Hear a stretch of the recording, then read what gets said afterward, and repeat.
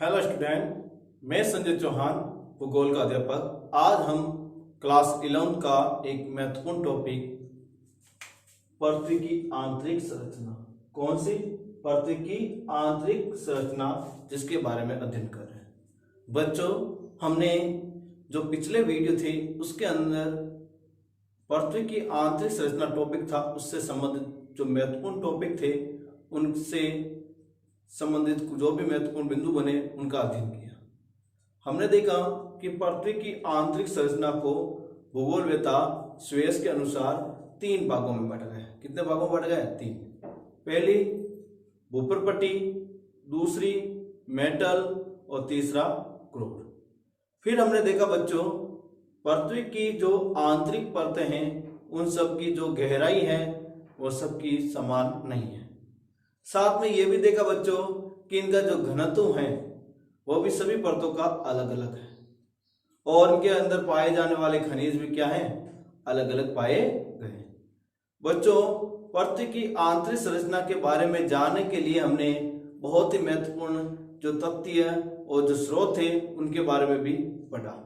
जैसे हमने पृथ्वी की आंतरिक भाग के बारे में जानने के लिए 2 महत्वपूर्ण स्रोत देखे थे, प्रत्यक्ष स्रोत और अप्रत्यक्ष स्रोत, जिसमें हमने दाब, तापमान और यहाँ तक कि ज्वालामुखी, भूकंप जैसे महत्वपूर्ण तथ्यों के बारे में देखा। आज हमारा जो टॉपिक है बच्चों वो ज्वालामुखी से संबंधित है कि ज्वालामुखी क्या होती हैं, ज्वालामुखी से कौन से तत्व प्राप्त होते हैं, ज्वालामुखी कितने प्रकार की होती है, उन सब के बारे में।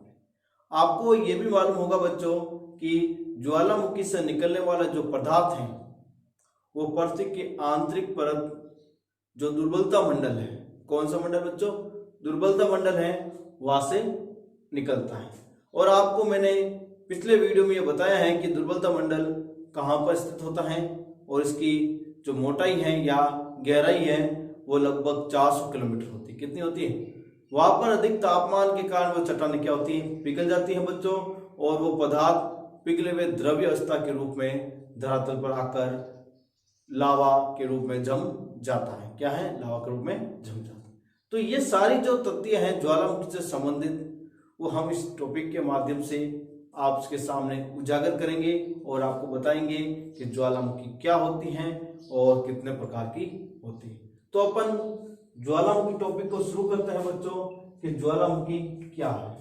देखो, ज्वालामुखी टॉपिक की यदि बात करें बच्चों तो सबसे पहले ज्वालामुखी की परिभाषा थी कि ज्वालामुखी क्या है। तो इसकी परिभाषा, पृथ्वी के आंतरिक भाग में तापमान बढ़ने से चट्टानें पिघल जाती हैं।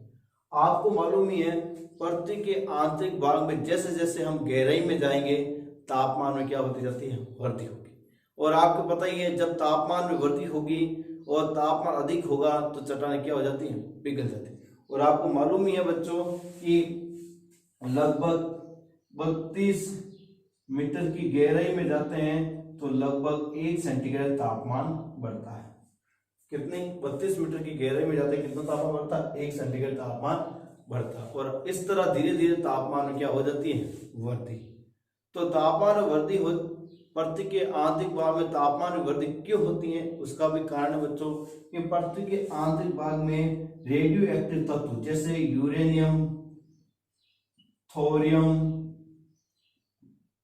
इल्मेनाइट जैसे महत्वपूर्ण आणविक खनिज पाए गए, जिससे पृथ्वी के आंतरिक भाग में तापमान बढ़ता है तथा मैग्मा के रूप में धरातल से बाहर निकलता था। और जब पृथ्वी के आंतरिक भाग में चट्टानें पिघल जाती हैं तो वो चट्टानें मैग्मा के रूप से धरातल से क्या आती है? बाहर आती है। मैग्मा के रूप से क्या होती है? धरातल से बाहर आती है तथा धरातल पर आकर मैग्मा ठंडा हो जाता है। फिर धरातल पर आता है और धरातल पर आने के बाद जैसे ही वायु के संपर्क में आता है वो धीरे धीरे क्या हो जाता है? ठंडा हो जाता है। क्या हो जाता है? ठंडा, जिसे हम क्या कहते हैं? लावा कहते हैं। क्या कहते हैं बच्चों? लावा। इसी प्रक्रिया को ज्वालामुखी प्रक्रिया भी कहते हैं। देखो बच्चों, इस एक परिभाषा में 3 सवाल बने हैं। कितने सवाल बने? 3। पहला सवाल तो आपको खुद को ही मालूम हो गया होगा, ज्वालामुखी क्या है। जिसमें ये सारी की सारी परिभाषा आपको लिखनी है। क्या लिखनी है? परिभाषा। कौन सी? पृथ्वी के आंतरिक भाग में तापमान बढ़ने से चट्टानें पिघल जाती तथा मैग्मा के रूप में धरातल से बाहर निकलती तथा धरातल पर आकर मैग्मा ठंडा हो जाता है, जिसे हम लावा कहते हैं। इसी प्रक्रिया को हम क्या कहते हैं? ज्वालामुखी। पहला सवाल। दूसरा क्या हुआ? मैग्मा क्या है? मैग्मा क्या है? तो पृथ्वी के आंतरिक भाग में चट्टानें पिघल जाने से जो द्रव अवस्था के रूप में जो चट्टानी का पदार्थ धरातल के आंतरिक भाग में पाया जाता है उससे अपन क्या कहते हैं? मैग्मा। फिर अगला सवाल बनता है लावा क्या है? तो लावा की परिभाषा क्या होती है बच्चों? कि मैग्मा जब धरातल पर आकर ठंडा हो जाता है तो उससे क्या कहते हैं अपन? लावा कहते हैं। तो इस तरह हमने ज्वालामुखी की परिभाषा पढ़ी। फिर अपन देखते हैं ज्वालामुखी क्रिया के दौरान उत्पन्न होने वाले या ज्वालामुखी क्रिया के दौरान प्राप्त होने वाले तत्व कौन से हैं, या ज्वालामुखी से कौन से तत्व प्राप्त होते हैं। तो बच्चों सबसे पहले राख। आपको मालूम ही है जब ज्वालामुखी विस्फोट होता है तो उसके अंदर बड़ी मात्रा में क्या निकलता है? राख के अवशेष निकलते हैं। तरल चट्टानी पदार्थ। आपको मालूम ही है पृथ्वी के आंतरिक भाग में चट्टानें क्या होती है? पिघली हुई अवस्था में आती है तो उसमें तरल पदार्थ भी क्या आता है? अधिक आता है। लावा, और वो तरल पदार्थ जब धरातल पर आकर क्या हो जाता है? ठंडा हो जाता है तो उससे हम क्या कहते हैं? लावा कहते हैं। फिर है धूलकण। क्या है? धूलकण। आपको मालूम ही है जब ज्वालामुखी विस्फोट होता है तो भयंकर आवाज और गर्जना के साथ जब पदार्थ बाहर निकलता है तो उसमें बहुत सारे जो धूल के जो कण होते हैं वो वायु में उड़ जाते हैं और फिर वातावरण के अंदर फैल जाते हैं। और गैसें। आपको पता ही है वायुमंडल के अंदर आप देखते हैं विभिन्न प्रकार की जो गैसें हैं, उसी प्रकार ज्वालामुखी विस्फोट के दौरान भी वायुमंडल में विभिन्न प्रकार की गैसें उत्पन्न होती है। जैसे नाइट्रोजन यौगिक। कौन सी गैस? Nitrogen gas. अगला सल्फर यौगिक। अगली क्लोरीन यौगिक, और फिर हाइड्रोजन, और फिर आर्गन।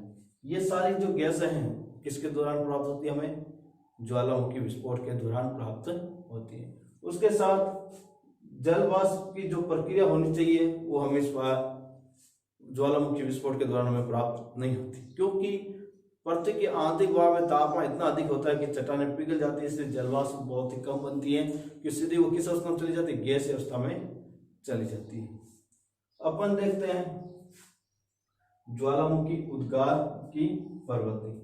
ज्वालामुखी उद्गार की प्रवृत्ति से पहले मैं आपको फिर से बता देता हूं कि ज्वालामुखी विस्फोट के दौरान सबसे ज्यादा जो गैस निकलती है वो कौन सी होती है? जल वाष्प। ज्वालामुखी विस्फोट के दौरान सबसे ज्यादा इनमें से जो गैस निकलती है वो कौन सी होती है? जल वाष्प होती है। ज्वालामुखी उद्गार की प्रवृत्ति और धरातल पर विकसित आकृतियों के आधार पर ज्वालामुखियों का वर्गीकरण। देखो अब हम ज्वालामुखी का जो वर्गीकरण पढ़ते हैं वो पहले है उद्गार की प्रवृत्ति, दूसरा धरातल पर विकसित आकृतियां। इन दो प्रवृत्तियों के आधार पर ज्वालामुखी का हम क्या पढ़ रहे हैं? वर्गीकरण, मतलब उसका प्रकार का अध्ययन करेंगे। तो पहली जो ज्वालामुखी है बच्चों वो कौन सी है? शील्ड ज्वालामुखी। कौन सी है? शील्ड ज्वालामुखी। अब शील्ड ज्वालामुखी क्या है, उनकी विशेषता क्या है, उसके बारे में देखते हैं। पहली जो विशेषता है, बेसाल्ट प्रवाह को छोड़कर पृथ्वी पर पाए जाने वाले सभी ज्वालामुखियों में से शील्ड ज्वालामुखी सबसे विशाल है। बेसाल्ट प्रवाह मतलब जहां पर बेसाल्ट चट्टानें पाई जाती हैं वहां पर जो ज्वालामुखी है उनको छोड़ दो, बाकी सभी जगह पर जो ज्वालामुखी पाई जाती है उनमें सबसे विशाल ज्वालामुखी कौन सी हुई? शील्ड ज्वालामुखी। कौन सी हुई? शील्ड ज्वालामुखी, जो सबसे बड़ी ज्वालामुखियों में से एक मानी जाती है। और आपको बच्चों एक बात याद रखना है, बेसाल्ट जो चट्टानें हैं वो किससे बनती है? आग्नेय से बनती है। किससे बनती है? आग्नेय से ही बेसाल्ट सेलों का निर्माण होता है। अगले बिंदु को बात करें, ये ज्वालामुखी मुख्यतः बेसाल्ट निर्मित होते हैं और जो शील्ड ज्वालामुखी होती हैं वो मुख्य रूप से कहां पर बनती है? बेसाल्ट क्षेत्र के अंदर ही बनती है, बाकी किसी स्थान पर इनका निर्माण नहीं होता है। जो तरल लावा के रूप में ठंडा होने से बनते हैं, और ये बेसाल्ट चट्टानों का जो निर्माण है वो तरल जो लावा होता है वो ठंडा होने से बनते हैं। और आपको बताइए तरल लावा ठंडा होने से कौन सेल बनती है? आग्नेय। तो ये बेसाल्ट सेल ही किसका भाग है? आग्नेय सेल का ही भाग है। लेकिन ये जो बेसाल्ट होती है वो सारी आग्नेय होती है। कैसी होती है बच्चों? सारी आग्नेय शेल होती है।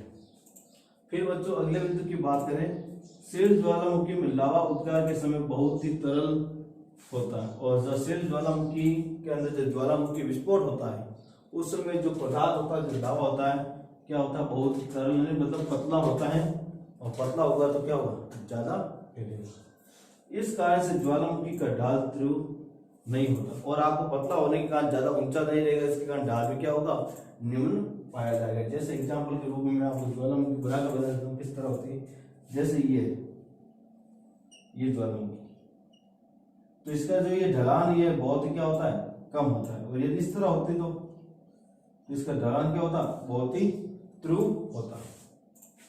अगले बिंदु की बात करें, शीर्ष ज्वालामुखियों में यदि किसी तरह निकास नलिका से भीतर पानी चला जाए तो यह ज्वालामुखी विस्फोट भी हो सकता है। और आपको मालूम है ज्वालामुखी के अंदर एक नलिका होती है जहां से तरल पदार्थ क्या होता है? बाहर निकलता है। और यदि शीर्ष ज्वालामुखी के अंदर जो नलिका से जो लावा या मैग्मा बाहर निकलता है उसके अंदर यदि पानी भर जाता है तो वो पानी भर जाने के कारण उससे ज्वालामुखी के अंदर क्या हो जाता है? विस्फोट होने की संभावना भी बढ़ जाती है। अन्यथा कम विस्फोट होना ही इनकी विशेषता, लेकिन शीर्ष ज्वालामुखी की यदि विशेषता देखते हैं तो ज्यादा विस्फोट नहीं होता, लेकिन एक कारण यदि हो जाए तो ये भयंकर विस्फोट करती है। उसका कारण है निकास नलिका में जल भरना, और निकास नलिका में जल भर गया तो ये भयंकर विस्फोट करेगा, और यदि जल नहीं भरेगा तो ये कम विस्फोट करता है। अगला बिंदु देखें, इन ज्वालामुखियों में लावा फुहारे के रूप में बाहर आता है, और इसमें जो लावा होता है पतला होता है, इस कारण किस रूप में निकलता है? फुहारे के रूप में बाहर निकलता है। किस रूप में? फुहारे के रूप में। अगले बिंदु को देखें, इन ज्वालामुखियों में निकास पर शंकु बना था, और ये ज्वालामुखी हैं जहां से लावा बाहर निकलता है और बाहर आकर ठंडा होता है, तो उस प्रक्रिया के दौरान कौन सी आकृति को बनाता है? शंकु आकृति को बनाता है, जो सीडर शंकु के रूप में विकसित होता है, और फिर सीडर शंकु के रूप में विकसित होता है। इस तरह हमने बच्चों उद्गार की प्रवृत्ति और धरातल की विकसित आकृतियों के आधार पर हमने पहला भाग पढ़ लिया है शीर्ष ज्वालामुखी। अब बच्चों हम मिश्रित ज्वालामुखी लेते हैं। कौन सी ज्वालामुखी? मिश्रित ज्वालामुखी। देखो बच्चों, मिश्रित ज्वालामुखी के अंदर जो अन्य प्रकार के जो ज्वालामुखी होते हैं उनकी भी विशेषता पाई जाती है। तो यदि मिश्रित ज्वालामुखी का पहला बिंदु देखते हैं, इन ज्वालामुखियों से बेसाल्ट की अपेक्षा अधिक ठंडे और शयान लावा उद्गार होता है। यदि अपन मिश्रित ज्वालामुखी का अध्ययन करते हैं तो हम देखते हैं तो इसमें जो निकलने वाला जो लावा होता है, जो बेसाल्ट सेल है जैसे शीर्ष ज्वालामुखी, उनकी तुलना में ये क्या होता है? ठंडे और शयान होते हैं। ठंडे और क्या होते हैं? शयान होते हैं। अगले बिंदु को देखते हैं, ये ज्वालामुखी भीषण विस्फोट करती है, और ये ज्वालामुखी क्या होती है? भीषण विस्फोट करती है। हमने पिछली जो ज्वालामुखी पढ़ी थी शीर्ष ज्वालामुखी, उसमें हमने पढ़ा था कि बच्चों यदि शीर्ष ज्वालामुखी पदार्थ निकलने वाली निकास नलिका में यदि पानी भर जाता है तो भयंकर विस्फोट करता है, अन्यथा बहुत ज्यादा विस्फोट नहीं करती है। ये बात पढ़ी थी हमने शीर्ष ज्वालामुखी। लेकिन यदि अपन मिश्रित ज्वालामुखी की बात करेंगे तो ये भयंकर विस्फोट करती है। इनका गुण क्या है? भयंकर विस्फोट करना। अगले बिंदु को देखते, इस ज्वालामुखी में लावा के साथ भारी मात्रा में ज्वलनशील खंड पदार्थ राख भी धरातल पर पहुंचती है। और देखो मिश्रित ज्वालामुखी विस्फोट होती हैं तो उसके अंदर बहुत सारे ऐसे ज्वलनशील खंड, मतलब जलते हुए पदार्थ के बड़े बड़े पत्थर के समान खंड और राख है बड़ी मात्रा में बाहर आती है। लेकिन शीर्ष ज्वालामुखी में ऐसा नहीं है, लेकिन मिश्रित ज्वालामुखी में ऐसे देखने को मिलता है। अगला बिंदु, इस ज्वालामुखी में निकास नलिका के आसपास परतों के रूप में जमा हो जाता है। और ये मिश्रित ज्वालामुखी के अंदर जो लावा होता है बच्चों, वो किस रूप में जमा होता है? परतों के रूप में जमा होता है। और परतों के रूप में जब जमा होता है तो उसमें किस रूप में देखने को मिलता है? शीट आग्नेय शेल। कैसी होती है? शीट आग्नेय शेल। आपने देखा होगा आंतरिक प्रकार की जो सेलें होती है आग्नेय, उसमें एक शीट शेल होती है, वो परतों के रूप में पाई जाती है। तो शीट ज्वालामुखी के लिए कौन जिम्मेदार है? मिश्रित ज्वालामुखी। इनके जमाव मिश्रित ज्वालामुखी के रूप में देखने को मिलता है। और परतवार जो ज्वालामुखी आंतरिक चट्टानें पाई जाती हैं उसका कारण किस रूप में देखने को मिलता है? मिश्रित ज्वालामुखी के रूप में देखने को मिलता है। अब तीसरी ज्वालामुखी पढ़ते हैं, ज्वालामुखी कुंड। यह पृथ्वी पर पाए जाने वाले सबसे अधिक विस्फोटक ज्वालामुखी है। देखो ये मिश्रित ज्वालामुखी की तुलना में भी ज्यादा क्या होती है? विस्फोटक होती है। मिश्रित ज्वालामुखी की तुलना में क्या होती है बच्चों? ज्यादा विस्फोटक होती है। जैसे हमने पढ़ा था इसमें भी विस्फोटक करती है, लेकिन इससे भी ज्यादा क्या है? ज्वालामुखी कुंड है वो ज्यादा विस्फोट करती है। जब इनमें विस्फोट होता है तब ऊंचा ढांचा बनाने के बजाय ये स्वयं नीचे की ओर धंस जाती है। और इसमें जब ज्वालामुखी विस्फोट होता है उस समय वो पहाड़ी क्षेत्र का हिस्सा ऊपर उठने के बजाय वो नीचे की तरफ क्या हो जाता है? धंस जाता है। नीचे की तरफ क्या होता है? धंस जाता है। जैसे एग्जाम्पल के रूप में ये बता रहा हूं, जैसे ये पहाड़ी है, ये निकास में लिखा है, इसमें से ये लावा मैग्मा बाहर निकल रहा है। तो इसमें ये जो हिस्सा है ना वो ऊपर उठने की बजाय वो ये क्या करता है? नीचे की तरफ धंस जाता है। जैसे ये हो गई हमारे या करते इस तरह, ये नीचे की तरफ धंस गया। तो इस नीचे तक के धंस जाने के बाद ये खड्डा बनता है। क्या बन जाता है? खड्डा। धसे हुए विदेशक गर्द ही ज्वालामुखी कुंड कहलाता है। और ये धसे हुए जो हिस्सा है ये क्या बन जाता है? ज्वालामुखी कुंड। कैसे? जब ये खड्डा बन जाता है उसके अंदर बरसात का पानी क्या हो जाता है? इकट्ठा हो जाता है, तो उसे क्या कहते हैं? ज्वालामुखी कुंड। एक आपने देखा होगा कि एक ज्वालामुखी विस्फोट होता है उससे अपन कहते हैं क्रेटर। जैसे ये ज्वालामुखी का पहाड़ी क्षेत्र है ये, ठीक है, और इसके अंदर ये ऊपर वाला हिस्सा टूट कर उड़ जाता है, इस तरह टूट कर अलग हो जाता है। और टूट जाने के अलग होने के बाद ये जो कुंड बनता है या गड्ढा बनता है या गर्त बनता है उसको अपन क्या कहते हैं? कैटर। क्या कहते हैं? कैटर। और इसी तरह कैटर बहुत जो जिले हैं बहुत सारी बनी हुई है, जैसे सुमात्रा में माउंट आउसो, ठीक है, और अब टिटिका का झील है। और भारत के अंदर देखते हैं तो ये पुष्कर झील है, वो इसी प्रकार के ज्वालामुखी कुंड के रूप में बनी हुई है। ठीक है, अगला बिंदु देखते हैं, बैसाल्ट प्रवाह क्षेत्र। कौन सा बच्चों? बैसाल्ट प्रवाह क्षेत्र। इसमें देखो ये ज्वालामुखी अत्यधिक तरल लावा उगलते हैं। देखो बैसाल्ट प्रवाह क्षेत्र के अंदर जो ज्वालामुखी होती है वो बड़ी मात्रा में क्या निकालती है? लावा निकालती है। क्या निकालती है? लावा निकालती है, जो बहुत दूर तक बह जाता है। देखो यहाँ पर जो ज्वालामुखी का जो लावा है बहुत ही क्या होता है? तरल होता है। वो तरल होकर लंबी दूरी तक या बहुत बड़े क्षेत्र तक ये क्या हो जाता है? फैल जाता है। भारत का दक्कन ट्रेप का वर्तमान महाराष्ट्र पठार का ज्यादातर भाग में पाया जाता है। और भारत के अंदर ये जो देखते हैं बैसाल्ट प्रवाह क्षेत्र से निर्मित जो ज्वालामुखी है वो कौन से राज्य में पाई जाती है? महाराष्ट्र राज्य में। कौन से राज्य में पाई जाती है? महाराष्ट्र राज्य के अंदर पाई जाती है। और वो भी कौन से क्षेत्र में? दक्कन ट्रेप, मतलब प्रायद्वीप पठार का जो दक्कन ट्रेप हिस्सा है वहां पर देखने को मिलती है। और आपने पठार प्रायद्वीप पठार पाठ पढ़ाई है जिसमें हमने प्रायद्वीप पठार का वर्गीकरण किया था, मध्यवर्ती उच्च भूमियां और दक्कन ट्रेप। मध्यवर्ती उच्च भूमियों के अलावा हमने जब दक्कन ट्रेप को पढ़ा था उनमें महाराष्ट्र का पठार का हमने अध्ययन किया था। किसका अध्ययन किया था? महाराष्ट्र का पठार का अध्ययन किया था। और महाराष्ट्र के पठार के अंदर ये दक्कन ट्रेप के बारे में हमने अध्ययन किया था। मध्य महासागरीय कटक, मध्य महासागरीय कटक, मध्य महासागरीय कटक के अनुसार देखें तो इन ज्वालामुखियों का उद्गार महासागरों में ही होता है। और मध्य महासागरीय कटक के अनुसार देखें तो इनका उद्गार कहाँ होता है? महासागरों के अंदर। बच्चों एक शब्द आया है कटक। कटक क्या है? देखो एक कटक क्षेत्र है, ये कटक क्या है? क्षेत्र। कहाँ पर है वह? उड़ीसा। और एक कटक का अर्थ होता है समुद्र के अंदर पाई जाने वाली पहाड़ी श्रृंखलाएं। समुद्र के अंदर पाई जाने वाली पहाड़ी श्रृंखलाएं क्या कहलाती है? कटक। तो कटक एक शब्द के कितने अर्थ निकले? दो। एक कटक का क्षेत्र है उड़ीसा का, एक कटक है पहाड़ियों में समुद्र में पाई जाने वाली पहाड़ी श्रृंखलाएं या पर्वतीय श्रृंखलाएं। ठीक है, इन ज्वालामुखियों का उद्गार महासागरों में होता है। अगले बिंदु, मध्य महासागरीय कटक एक श्रृंखला है और मध्य महासागरीय क्या है? श्रृंखला है।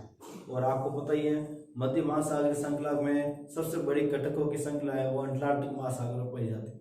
कटक सबसे ज्यादा कहाँ पर पाए जाते हैं? अटलांटिक महासागर के अंदर कटक पाए जाते हैं, जो 70,000 किलोमीटर से भी अधिक लंबी है। और ये जो कटकों की जो श्रृंखला है वो कितने किलोमीटर से भी ज्यादा लंबी है? 70,000 किलोमीटर से भी ज्यादा लंबी है, और जो सभी महासागरीय बेसिनों में फैली हो। और ये कटकों की जो बेसिनों के अंदर जो श्रृंखलाएं पाई गई है वो सभी महासागरों के अंदर देखने को मिलती है। तो मैंने आपको ये पहले ही कहा था बच्चों, सबसे ज्यादा ये कटकों की संख्या है वो अटलांटिक महासागर में देखने को मिलती है। तो आपको मालूम हो गया कटक क्या है, कटक कितने प्रकार के, कटक सबसे ज्यादा कहाँ पर पाए जाते हैं। ठीक है बच्चों, और इसमें हमने ज्वालामुखी के जो उद्गार और उनकी आकृति के जो लक्षण है उनके आधार पर हमने ज्वालामुखी पढ़े हैं, जिनमें पहली ज्वालामुखी हमने क्या पढ़ी थी? शील्ड ज्वालामुखी। क्या थी? शील्ड। दूसरी मिश्रित ज्वालामुखी, तीसरी ज्वालामुखी कुंड, और चौथी बेसाल्ट पर्वत क्षेत्र, और पांचवी मध्य महासागरीय घटक। तो बच्चों इन सब का अध्ययन करने के बाद हमें पता चला कि ज्वालामुखी उद्गार के दौरान कौन कौन सी शिलाकृतियों का निर्माण होता है। अपन जो नेक्स्ट वीडियो होगा बच्चों, जिसके अंदर हम पृथ्वी के आंतरिक भाग में पाई जाने वाली ज्वालामुखी से निर्मित शिलाकृतियां, उसके बारे में अध्ययन करेंगे, जिसमें हम देखेंगे कि आंतरिक अंतर्वेदी जो शिलाकृतियां हैं वो लेकोलिथ, फेकोलिथ, सील, डाइट, इस तरह बहुत सारी शिलाकृतियां, उनका विश्लेषण के साथ अध्ययन करेंगे। धन्यवाद।